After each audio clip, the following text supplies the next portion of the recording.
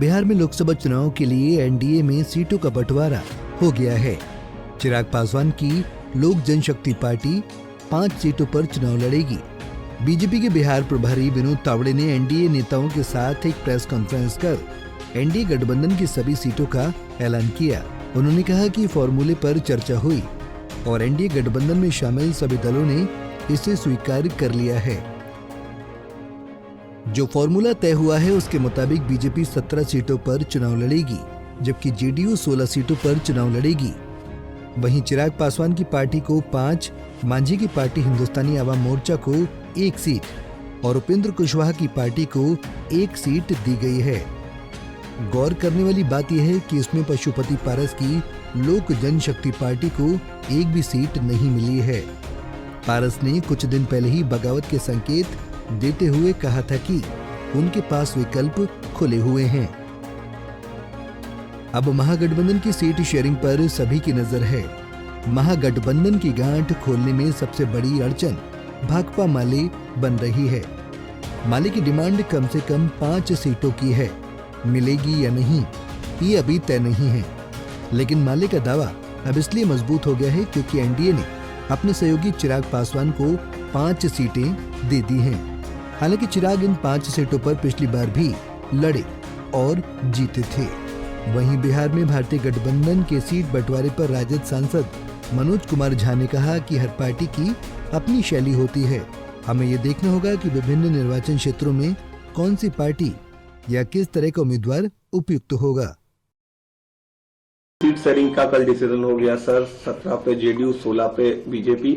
आप लोगों का अभी तक फाइनल नहीं हुआ है। आपसे भी सवाल खड़े हो रहे कि उनके तरफ तो अभी तक कुछ हुआ नहीं है। कहिए ना बीजेपी वाले मुकदमा कर दे हम पर कि हमारी सीट शेयरिंग क्यों नहीं हुई।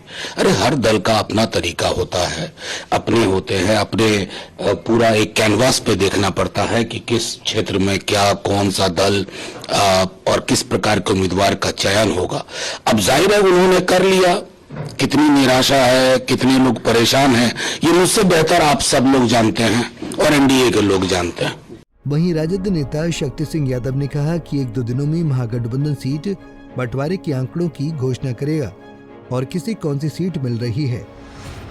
नीतीश कुमार जी को बीजेपी ने इस बार छोटे भाई की भूमिका दी है और दबाव की राजनीति को समाप्त किया है कि आप छोटे हैं, छोटे रहिए। 16-17 इसलिए किया गया है। मेरा मानना साफ है कि अभी तो आपने संख्या बताई है, कौन सीट मिला है नहीं मिला है उसका भी धीरे धीरे खुलासा होगा। महागठबंधन 1 से 2 दिनों में कौन सीट पर कौन लड़ेगा, किस घटक दल को कितनी संख्या में सीट मिलेगी, सभी चीजें पीपुल डोमेन में आ जाएगी। आंतरिक तौर पर महागठबंधन में सभी काम मजबूती से चल रहा है जमीनी स्तर पर।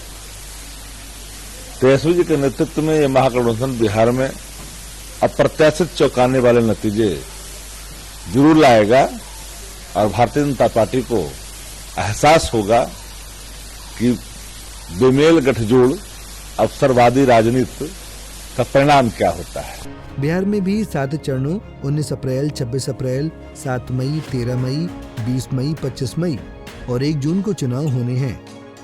पहले चरण में बिहार की 4 सीट पर वोटिंग होगी। दूसरे, तीसरे, चौथे और 5वें चरण में 5-5 सीटों पर वोटिंग होगी। इसके अलावा 6वें और 7वें चरण में 8-8 सीट पर वोटिंग होनी है। वहीं साल 2019 के लोकसभा चुनाव में एनडीए, भाजपा, जदयू और एलजेपी ने शानदार जीत हासिल की थी। एनडीए ने बिहार की लोकसभा सीटों में से 39 सीटों पर जीत दर्ज की थी, जबकि महागठबंधन के खाते में केवल 1 किशनगंज सीट थी, जिस पर कांग्रेस के उम्मीदवार ने जीत हासिल की थी।